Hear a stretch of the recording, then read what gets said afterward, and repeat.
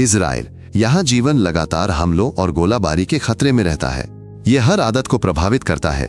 लोग जानते हैं कि पास का आश्रय कहाँ है। वे सूचनाओं पर नजर रखते हैं। वे अपने पास पानी, फर्स्ट एड किट और चार्जर रखते हैं। शॉपिंग सेंटर के प्रवेश द्वारों पर बैग की जांच अब आम बात है। सड़कों पर गश्त किसी को हैरान नहीं करती।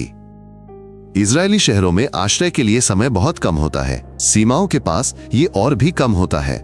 इजराइल हर दिन इस अनुशासन के साथ जीता है। यह सचमुच जान बचाता है। इजराइल का संकीर्ण और लंबा आकार कई सड़कों को नाकाबंदी के लिए संवेदनशील बनाता है। सीमावर्ती क्षेत्र तनाव के प्रति संवेदनशील हैं।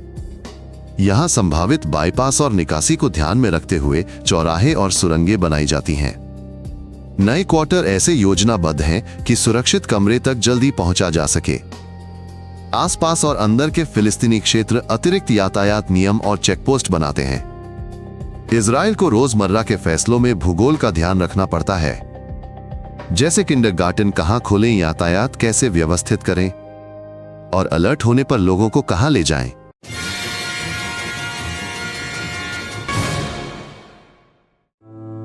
कई सालों से सैन्य गतिविधियों ने इजरायलियों में नागरिक सुरक्षा की आदत डाली है। इसमें सायरन फोन पर अलर्ट और स्कूलों काम पर नियमित अभ्यास शामिल है। नए घरों में सुरक्षित कमरा मानक है।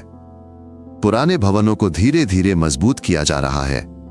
रिपोर्ट में अक्सर बताया जाता है कि विभिन्न क्षेत्रों के निवासियों के पास छिपने के लिए कितना समय है।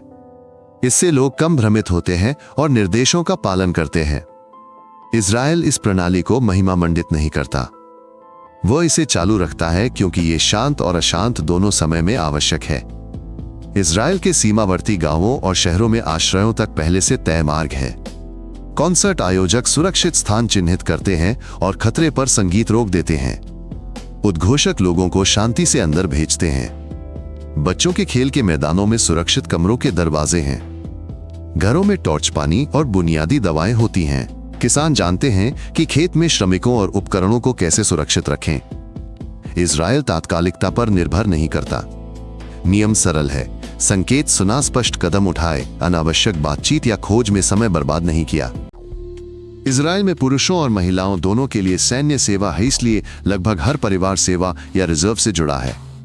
नियोक्ता इन सेवा कालों का ध्यान रखते हैं, पर परिवारों को हमेशा कार्यक्रम और जिम्मेदारियां बदलनी पड़ती हैं।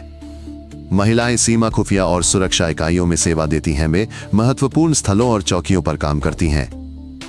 सेवा कौशल और संबंध देती है, करियर में मदद करती है, पर तनाव और जिम्मेदारी भी बढ़ाती है। जब तनाव बढ़ता है, रिजर्व को ज्यादा बार बुलाया जाता है। इजराइल दिखाता है कि नागरिक जीवन कैसे तुरंत सैन्य जरूरतों के अनुकूल ढल जाता है। इजराइल में बच्चों को समझाया जाता है कि चिंता क्या है, बसे नजदीकी सीढ़ी कहां है और मजबूत कमरे तक कैसे पहुंचे। स्कूलों में मनोवैज्ञानिक काम करते हैं। कठिन घटनाओं के बाद समूह बैठकें होती हैं। माता पिता को बच्चे से बात करने के स्पष्ट निर्देश मिलते हैं। वयस्क अनिद्रा और थकान की शिकायत करते हैं। वे ऑनलाइन सलाह और सामुदायिक सहायता लेते हैं।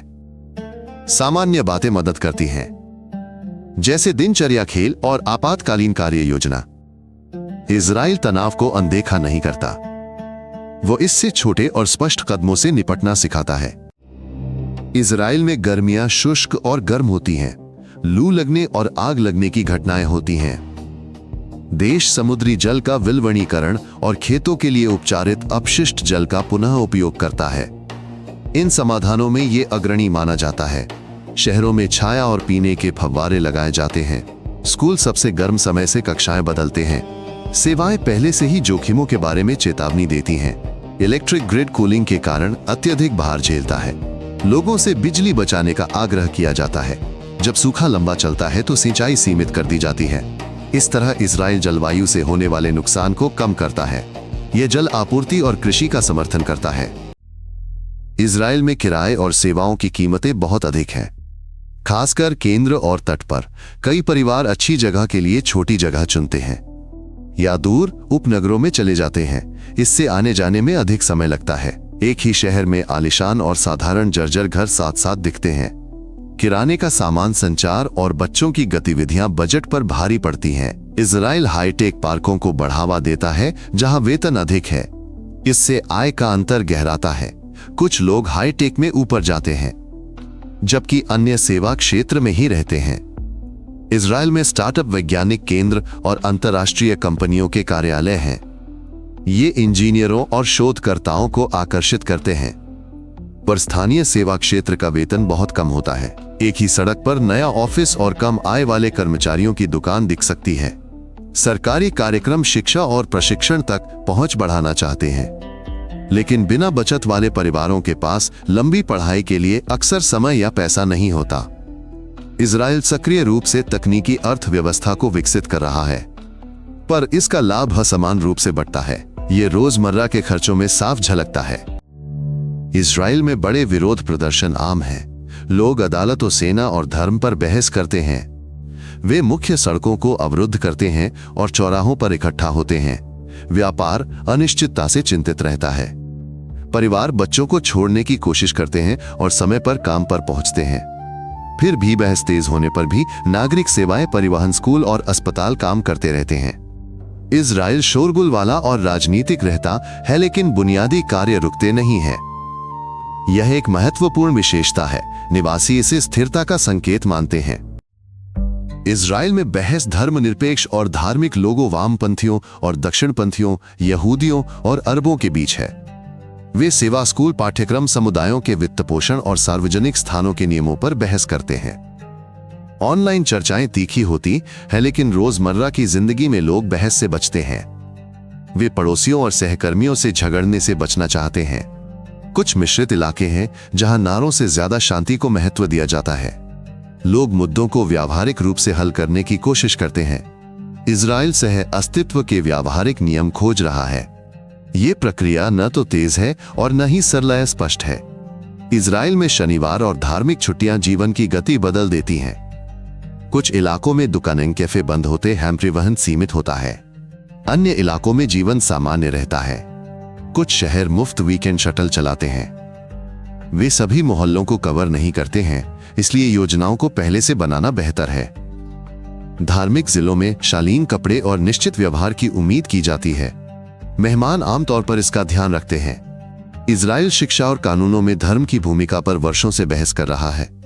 इसी के इर्द गिर्द अक्सर सबसे बड़े राजनीतिक संघर्ष होते हैं।